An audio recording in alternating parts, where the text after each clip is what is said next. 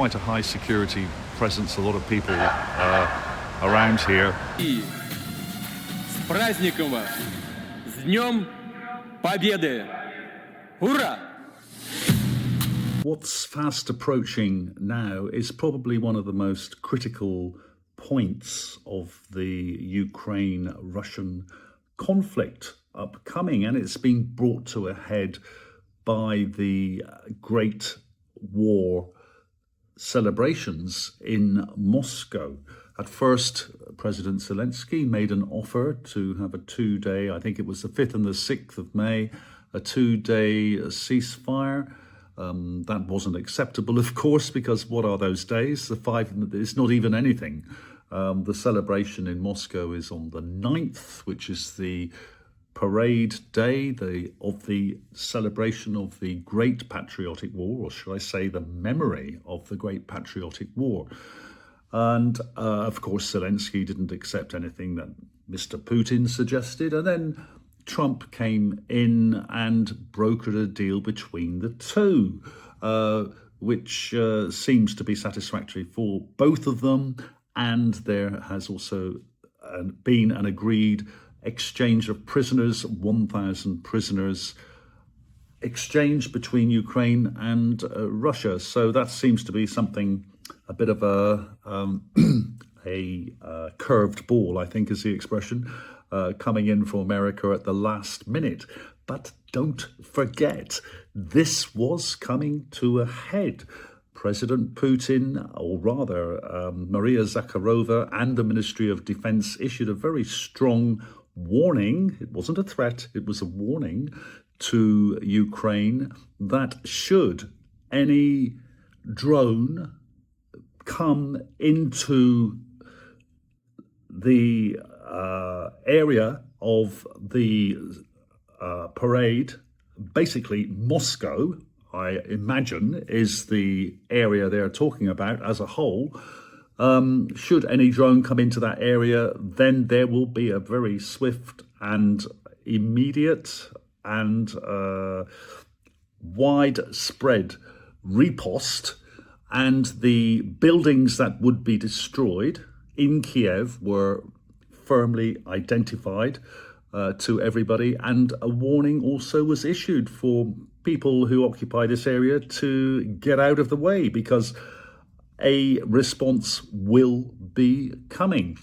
And lo and behold, in his wisdom, President Zelensky sent 44 drones into the Moscow region in the early hours and a little bit later in the day of the 8th, which was the specified date by the Russian Ministry of Defense, when this non-drone idea would come into effect. So what does that mean? What does that mean? Well, it means that people in Kiev, in this area, and people of the world are on a warning that at any time now, from this point onwards, Russia, according to its own terms that have been dictated and spelt out ad infinitum, a very long-term and you could even say kind warning to people in this area. This has been triggered. Mr. Zelensky has already triggered this domino effect, if you like. If Russia sees this through, at any time, at their choice, an Oreshnik or more could be heading into the central area of Ukraine as a riposte to the drone attack by President Zelensky under warning in the early hours and later in the day of the 8th of May. That can be upcoming. But put that to one side for a moment, and I want to just look a little at the parade day. What happened in Moscow? Good day, friends, from the heart of Moscow. Zelensky threatened drones over the Moscow parade.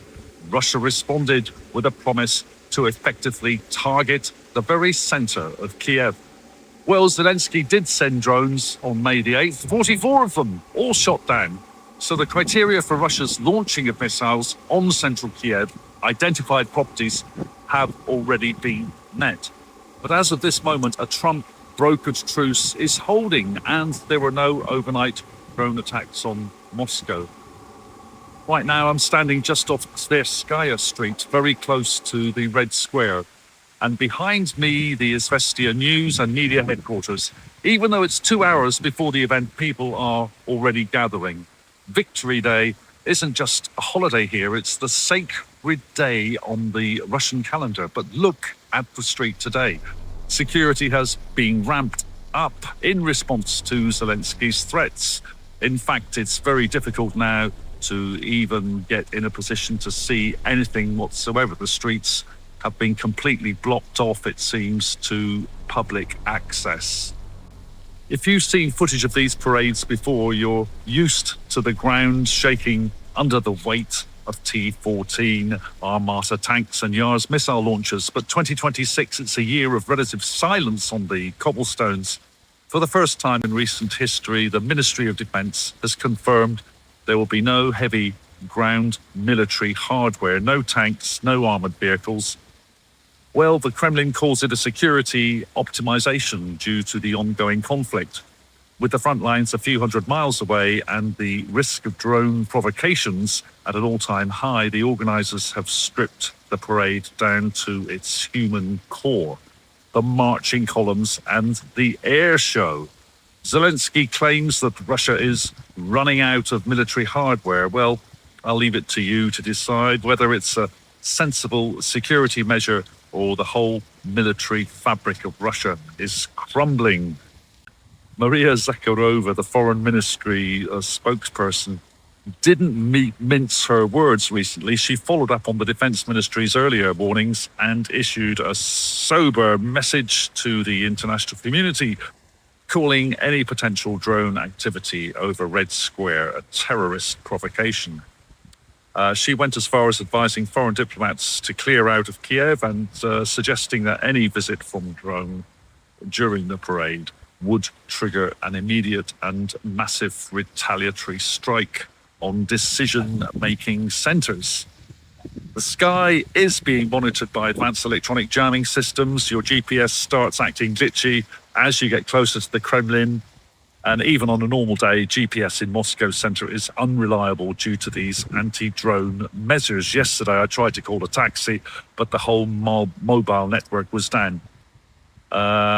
Today, the elite officers, the paratroopers, and the special military operation veterans are being given center stage. And above, I think Su-25s are scheduled to fly, trailing the white, blue, and smoke of the Russian flag. It's a scaled-back ceremony, but in many ways that makes it more focused, more intense. Victory Day is about memory. In 2026, that memory is being guarded more fiercely than ever before. 27 million Russians gave their lives in the Second World War, and their descendants are not going to forget that, even if a certain individual in Kiev does have dreams of wreaking havoc and death on this annual memorial.